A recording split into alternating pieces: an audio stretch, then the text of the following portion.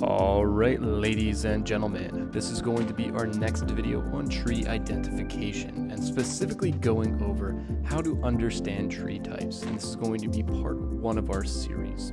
Let's get started on this next video. So we can go through and break trees into 2 major groups. One of the groups is going to be conifers, and conifers are trees that bear cones and needle-like scales, and they're going to be things we think of like evergreens. Now the other type of tree are going to be these deciduous trees, and these are trees and shrubs that are unlike the evergreens, and they're going to lose their leaves and become dormant during the winter. So these are any trees that you think of that change color in the fall and lose their leaves in the winter. So let's go through and look at the first major type of tree. These are these conifers. When we think about conifers, we generally think of these large pine trees, or maybe these fir trees out in the Pacific. And the characteristics of these conifers are going to include the following. They're going to be needle shaped, and they're going to have these little needles that are either green or kind of this bluish green color. The seeds are going to develop inside a cone, and we're going to see pine cones with these trees. They are going to be green year round, and they are going to include pines, hemlocks, spruces, and firs. And for anybody that goes through and maybe celebrates Christmas and purchases real live Christmas trees, you know that when you go through to purchase those, there's usually pines or Douglas firs or spruce trees that you can go through and select when you're either cutting down that tree or selecting that tree that you're going to put in your house. Now remember, deciduous trees are going to be these ones that lose their leaves during the winter. And the term deciduous means falling off at maturity. So we can think about these trees going through and maturing and then finishing that in the winter. The characteristics of these deciduous trees. Well, they're going to have these very broad, flat leaves, which in comparison to the needles are very, very different than the evergreens and the conifers. They are also, remember, going to lose all their leaves in the fall each year.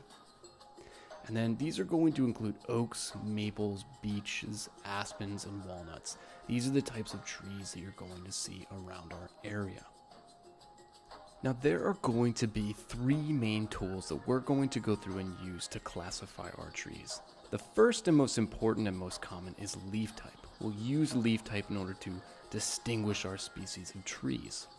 The next is going to be bark type. We can generally tell what type of tree it is based on the bark.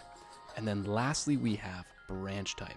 And branch type is going to be a little bit less common, but again, we're using all of these in conjunction to go through and identify our tree.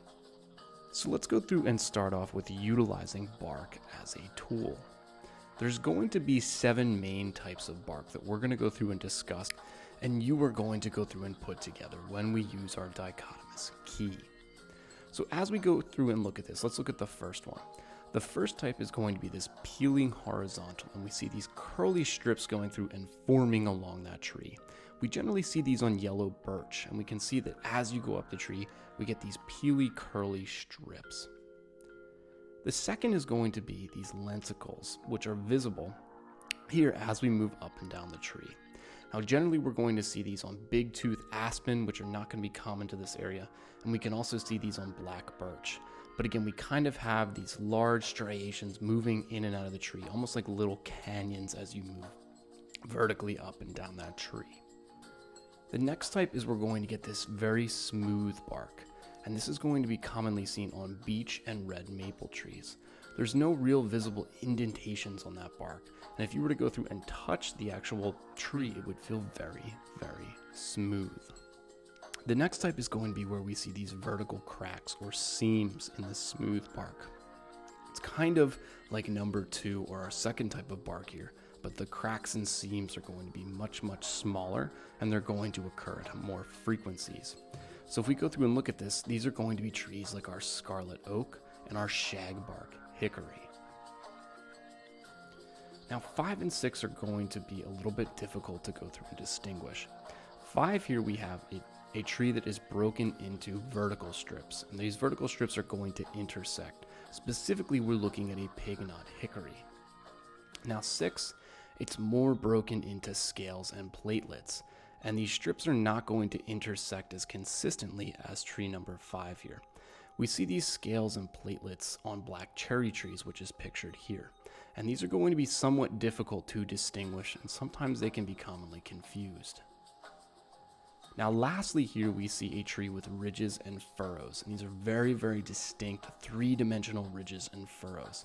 And this is a northern red oak. Now if we go through and look at this tree, we can see that there are very large scales compared to 5 and 6.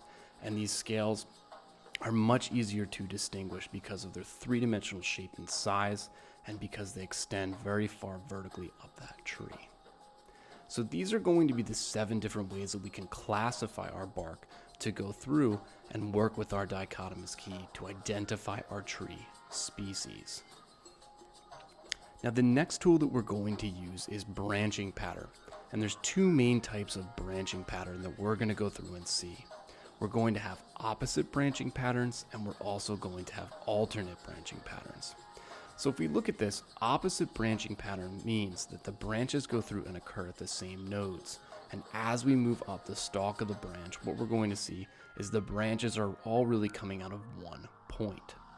Here's an example of a tree that has an opposite branching pattern, and we can see in this that the nodes allow for those branches to come out at the same point. Now alternate is going to be a little bit different. We're going to have individual branches come out of each individual node here. And if we take a look at this picture here, we can see that alternate branches do not have 2 smaller branches and buds coming out of that node. They're going to alternate one end opposite to the other, and they're going to come out of that branch in this pattern. So when we look at this, we have to be able to distinguish the 2. There's opposite, and then we also have alternate branching when we're going through and looking at this for our dichotomous key. So we've gone through in this video and discussed bark and branch type. And in the second video of this 2-part series, we're going to look at leaf type. But for the time being, all I want to do is give you bark and branch type here, go through and absorb that content so that way we can go through and begin our project. This is going to be the end of the video. I will see you all in class tomorrow.